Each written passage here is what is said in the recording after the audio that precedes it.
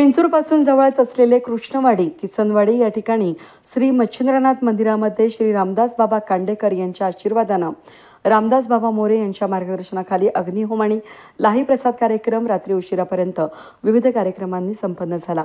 या दिवशी मंदिरामध्ये मूर्तीपूजा, सायंकाळी 6 वाजता धूप महाआरती आणि नैवेद्य, सायंकाळी 7 वाजता महाप्रसाद आणि रात्री 9 वाजता अग्निहोम, लाही प्रसाद कार्यक्रम आणि शाहीर किसनपीठ चापडगावकर यांचा नाथ भक्तीपर गायनाचा कार्यक्रम संपन्न झाला।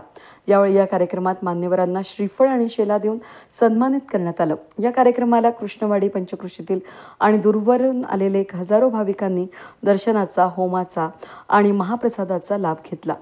या कार्यक्रमामध्ये राजकीय, सामाजिक, ज्येष्ठ नाथ भक्त वृंद त्याचबरोबर महिला वर्ग मोठ्या प्रमाणात उपस्थित होता। या कार्यक्रमासाठी नाथ भक्त परिवार आणि मल्हारी परिवार यांचं मोठं योगदान होतं। 11 वर्षापासून या ठिकाणी गुढीपाडव्यानिमित्त अग्निहोमाचा कार्यक्रम आणि गुरुमाऊली कांडेकर बाबांच्या हस्ते या ठिकाणी चालू आहे।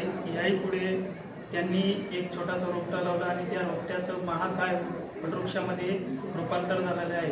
कोणी या ठिकाणी जर रडत आलं तर हसत जातो आणि ही परंपरा गेल्या जवळजवळ 15 वर्षापासून चालू आहे आणि याही पुढे चालत राहणार आहे।